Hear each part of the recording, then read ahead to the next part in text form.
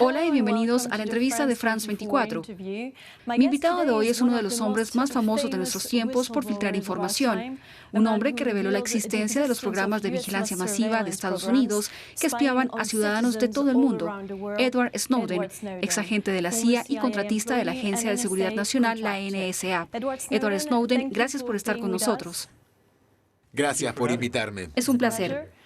Más de 6 años después de sus revelaciones, ¿sabe si los programas de vigilancia de la NSA han sido revisados?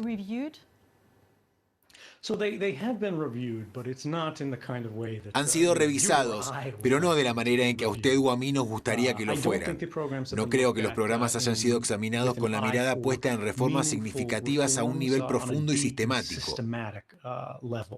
Lo que hemos visto son cambios en las leyes en Estados Unidos y en otros países alrededor del mundo también. De hecho, para tratar de legitimar la vigilancia al ponerla sobre una base legal más sólida. Particularmente en Estados Unidos, por ejemplo, la NSA y su programa de vigilancia masiva con respecto a los registros telefónicos que antes tenía el gobierno, recolectando los registros telefónicos de todos y almacenándolos dentro del gobierno, así que el gobierno podía escudriñar y mirar todo lo que quisiera. Aprobaron una ley llamada Freedom Act que cambió esto y lo hizo explícitamente ilegal, lo cual ya estaba prohibido por la Constitución, pero ellos estaban violando esa ley y eso es, por supuesto, lo que revelé en el 2013. Sin embargo, lo que han hecho para mantener el mismo tipo de espionaje es hacer una especie de pacto del diablo con las compañías de telecomunicaciones, donde les dicen, nosotros, el gobierno, ya no almacenaremos estos registros, sino que queremos pedirles que guarden los registros de todos sus clientes, de todas estas llamadas telefónicas, y luego, cuando queramos esos registros, cuando queramos investigar la vida privada de alguien, simplemente tendrían que facilitarnos todo eso. Así que en términos de lo que significa para la persona promedio, el gobierno sigue espiando básicamente a todas las personas que quiere y a una escala bastante extrema. Pero ahora tenemos un poco más de participación de los jueces. Es un avance, pero por supuesto está lejos de ser suficiente. Usted dijo en 2013, en la primera entrevista que dio después de sus revelaciones, que su mayor temor sería que nada cambiara después de esas filtraciones de información. ¿Siente que hoy ha cambiado algo? Absolutamente. Cuando hice público los documentos y estaban haciendo esa declaración, estaba hablando en el contexto de toda esta historia sobre la vigilancia y la recopilación de información, el monitoreo a gran escala, la recopilación de perfiles de la vida privada de todos, tanto por parte del gobierno como por parte de las empresas. Pensé que esta sería una historia de 2 semanas, porque los medios de comunicación perderían muy rápidamente el enfoque y el gobierno actuaría para suprimir el reportaje de esta información. Y lo que realmente vimos fue que todos los intentos del gobierno de ocultar esa información o explicar sus abusos, o lo que en realidad condujo, fue a más reportajes e interés. Y ahora todo el mundo entiende en general lo que está sucediendo.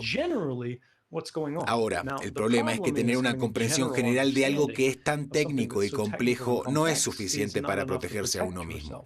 Pero lo que realmente ha cambiado más drásticamente entre el mundo de 2013 y el mundo de hoy es que todo el mundo es consciente de que Facebook tiene malas intenciones, Google tiene malas intenciones, que todas estas empresas están tratando de moldear e influir no solo en nuestras sociedades, sino también en nuestras vidas, nuestros hábitos, cualquier tipo de comportamiento general que tengamos de una manera profundamente dirigida y personal. Y hay una tecnología que está permitiendo eso, haciéndolo posible por primera vez. Ahora, de nuevo, eso no ha resuelto el problema, pero el primer paso para resolver cualquier problema es que tenemos que crear un sentido compartido de comprensión. Necesitamos hechos, y hoy tenemos eso. Algo que me gustaría aclarar es el hecho de que usted tomó 1,7 millones de documentos clasificados de la NSA cuando salió de Hawái. Cientos han sido compartidos con los periodistas hasta ahora. ¿Habrá más revelaciones en el futuro? Bueno, ya no tengo esos documentos. Así ha sido desde que salí de Hong Kong. Destruí mi copia de los archivos antes de tener que escapar porque no sabía qué tipo de gobierno intentarían interferir o amenazarme, o sobornarme, o robarme, o quién sabe qué. Por lo tanto, la única manera de proteger la información era no tenerla en absoluto y confiar en que los periodistas tomaran las decisiones sobre lo que debía y no debía ser reportado. Los reportes han continuado por muchos años y yo diría que no se deberían esperar nuevas grandes noticias. Pero lo que me gustaría ver en los años venideros es el material de la fuente primaria que no ha sido reportado. Probablemente este le sería confiado a instituciones académicas que no reportan de la misma manera que las cadenas de noticias o incluso que el periodismo impreso, donde necesitan una historia de unas pocas páginas, de unos pocos minutos, pero de hecho pueden empezar a investigar el sistema, ¿verdad? ¿Cree usted que nuestras democracias se ven amenazadas hoy por una deriva de seguridad, por nuevas leyes que afectan a nuestras libertades fundamentales? Por ejemplo, hemos visto el estado de emergencia en Francia o la ley Yarovaya en Rusia, una polémica legislación antiterrorista que los propios ciudadanos rusos llaman la ley del Gran Hermano. Absolutamente. Yo era uno de los que criticaba el paquete Yarovaya, la ley del Gran Hermano en Rusia, cuando estaban siendo propuestas. Desafortunadamente, todo el mundo conoce los problemas del pueblo ruso y su relación con el gobierno. Pero creo que es nuevo y realmente decepcionante ver que este tipo de práctica infecta a Occidente. No solo a pequeña escala, sino a una escala global. En Canadá hemos visto cosas como el proyecto de ley C-51, hemos visto en Australia una retención obligatoria. En los Estados Unidos, por supuesto, nosotros iniciamos la tendencia con la ley Patriota tras el 11 de septiembre. Y esto está cambiando fundamentalmente los límites de los derechos comunes que todos utilizamos en nuestra vida cotidiana. Pero es problemático porque solo recientemente está ocurriendo a esta escala legal. E incluso aquí lo que la ley dice y cómo los gobiernos interpretan realmente esas leyes, cómo los gobiernos interpretan las autoridades que esas leyes les están concediendo, está ocurriendo en secreto, por lo que tenemos una comprensión muy limitada de lo que nuestros gobiernos están haciendo exactamente, tanto en contra de nosotros a nivel nacional como nuestro nombre a nivel internacional. Y acerca de la encriptación de datos, ¿están protegidos o la NSA ha encontrado una manera de leer nuestros mensajes, de seguir nuestras conversaciones personales y privadas? Por ejemplo, ¿es seguro comunicarnos en aplicaciones populares como WhatsApp? El cifrado fuerte funciona, lo sabemos. Sin un cifrado fuerte no podría haberme comunicado con los periodistas y salirme con la mía, pero lo hice. Sin embargo, la encriptación no es la respuesta a todos los problemas de seguridad. En Internet, las personas que están usando mensajes encriptados no entienden realmente que incluso si envían una comunicación perfectamente blindada, piense en un camión blindado en una carretera, no puede ver lo que lleva adentro, no sabe lo que transporta, pero aún así sabe de qué edificio salió y en qué edificio se detuvo. Y esto es análogo a cuando su teléfono contacta a otra persona. WhatsApp, que ahora es propiedad de Facebook, se está oponiendo agresivamente a la privacidad de sus clientes, lo que supone un gran cambio con respecto a cómo funcionaba cuando era más privada, lo que significa que van a decir, no necesariamente podemos leer tus mensajes directamente cuando utilizas nuestro servicio de mensajería, pero lo que sí podemos hacer es ver a todos con los que estás hablando, la frecuencia con la que estás hablando con ellos, y de ahí podemos derivar un gráfico social no solo de ti, sino de todos los que usan nuestra plataforma. Y de ahí, ojalá, un porcentaje significativo de todo el mundo. Y de nuevo, eso es algo peligroso que no deberían estar haciendo y no debería ser legal que lo hagan en primer lugar. Algunos lo han llamado traidor, otros patriota, o un héroe que pelea contra el Gran Hermano. ¿Usted cómo se describiría?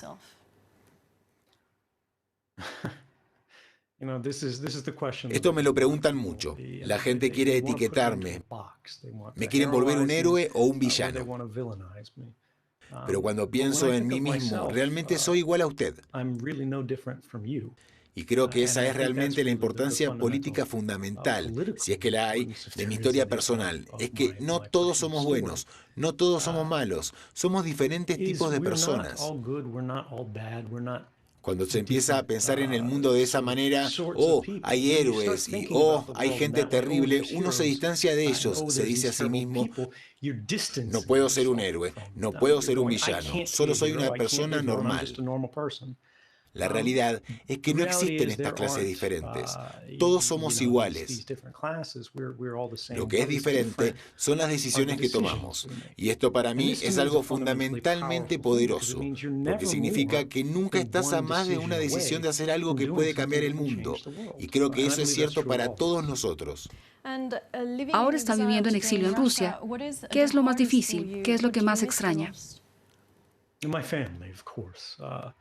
Mi familia, obviamente. Creo que para todo el mundo es difícil estar lejos de casa.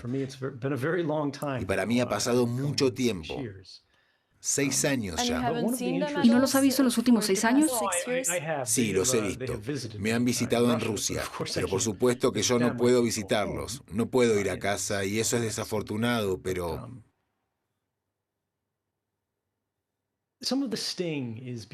Algo que tiene esta situación es ser sacado del exilio por la tecnología, por la forma en que nos comunicamos hoy. Ahora puedo comunicarme con mi familia. La gente me pregunta, ¿dónde vives? Y por supuesto, estoy atrapado en Moscú. No por elección, pero le digo a la gente que duermo en Moscú, pero la tecnología me permite vivir en todo el mundo. Puedo tener una conversación con usted en Canadá, en Francia, en Alemania y luego hablar con estudiantes en una biblioteca de Filadelfia el mismo día. Y eso nunca ha sido posible antes. Y creo que realmente está empezando a limitar el poder del exilio como herramienta de los gobiernos para silenciar. ¿Y cómo es su vida en el día a día? ¿Trabaja? ¿Paga alquiler? Sí, por supuesto que pago alquiler. Es una cosa de la que ninguno de nosotros puede escapar. Trabajo como conferencista, participo en algunos eventos alrededor del mundo. Algunos son para corporaciones, otros para conferencias y otros para universidades. Y eso ha sido muy bueno para mí porque me ha permitido tener una vida bastante cómoda, de hecho, para alguien que no puede viajar. Trabajo cada vez más con la Fundación para la Libertad de Prensa en Estados Unidos, donde me eligieron presidente de la junta directiva. ¿Cómo lidia con el hecho de seguir siendo un hombre buscado? ¿Mira sobre su hombro cuando camina por las calles de Rusia? Lo he hecho durante tanto tiempo que realmente no pienso en eso. Pero sigo viviendo de una manera inusual, creo, para la gente normal. No uso tarjetas de crédito. ¿Cómo puedo conseguir una sin solicitarla a mi nombre y sin poner una dirección? Y ese tipo de cosas, y por supuesto, cuando sabemos que existen todas estas agencias que atacan estas bases de datos para obtener detalles sobre nuestras vidas privadas, para mí eso no es un buen negocio. En lugar de eso, pago en efectivo. Pero en términos, ¿camino con miedo en este punto? No. Conduzco, voy a restaurantes, como todo el mundo. ¿Pero existen mayores riesgos? Sí, por supuesto, y siempre viviré con ellos. Pero esa es realmente la pregunta que tenemos que hacernos. ¿Vamos a permitir que las instituciones nos intimiden para que no vivamos de la manera que creemos que es correcta? Y para mí la respuesta es no. He hecho algo en lo que creo, y si alguien quiere hacerme daño por eso, bueno, eso probaría cómo son esas personas.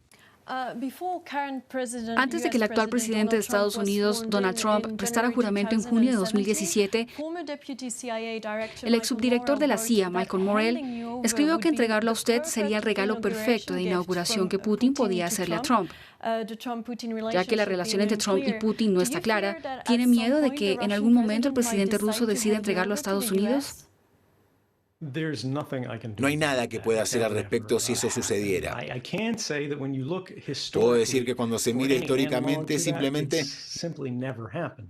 nunca ha ocurrido antes. Al mismo tiempo es un poco descarado y no es sorprendente que el ex jefe de la CIA diga, oh, pongámoslo en los periódicos. Sería un gesto muy amistoso si nos ayudara a deshacernos de uno de nuestros enemigos. Eso haría daño a nuestra relación, pero creo que eso es extremadamente oscuro. Cuando se piensa en lo que eso dice para el carácter de Estados Unidos, la inteligencia, cuando empiezan a decir cosas como, bueno, mientras nos ayuden a esconder los cuerpos, todos somos amigos. ¿Cree que tendría un juicio justo si fuera juzgado en Estados Unidos? Esa es una buena pregunta. Eso no tiene nada que ver con lo que yo creo. Es lo que la ley permite. Fui acusado bajo una ley muy inusual en Estados Unidos, la ley de espionaje de 1918. Y esta es una ley que no permite que las personas que fueron acusadas de esto hagan una defensa ante el jurado explicando por qué hicieron lo que hicieron, cuáles fueron sus motivaciones. Permite procedimientos judiciales muy inusuales que les permiten cerrar las salas de audiencia y dar pruebas secretas y llamar a testigos secretos que estaban disfrazados y todo tipo de locuras como esa. La pregunta realmente es para usted y para todos los demás. Si el único juicio que la ley permite es uno en el que el jurado no puede considerar por qué la persona cometió ese delito en absoluto en sus deliberaciones, ¿puede usted siquiera tener un juicio justo? ¿Es una posibilidad? Yo diría que no, por supuesto.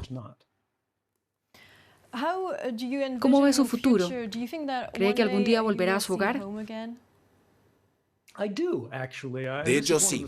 Y esta es una de las cosas que creo que se está aclarando año tras año. Revelé la información en 2013 y luego todos en la vida política de Estados Unidos se aliaron tanto contra mí como contra los periodistas, los periódicos que presentaron esta historia, porque implicaba a las tres ramas del gobierno en una especie de criminalidad clandestina que no solo estaba teniendo lugar en el ámbito nacional, a pesar de que estaba ocurriendo en el ámbito nacional, sino también en todo el mundo. Era una de las violaciones de los derechos humanos a mayor escala y estaba ocurriendo miles de millones de veces al día de una manera que jamás se había visto. Pero ahora estamos en 2019 y todas esas acusaciones en mi contra en 2013, cuando estaban tratando de difamarme y hacer que la gente cuestionara la historia, se han desmoronado en cierto modo. Los gobiernos me investigaron. Saben que no soy un espía chino, saben que no soy un espía ruso, saben que no soy nada más que lo que digo ser. Y lo que vemos ahora es que poco a poco los candidatos a la presidencia de Estados Unidos, la gente común, todo el mundo está llegando a un consenso.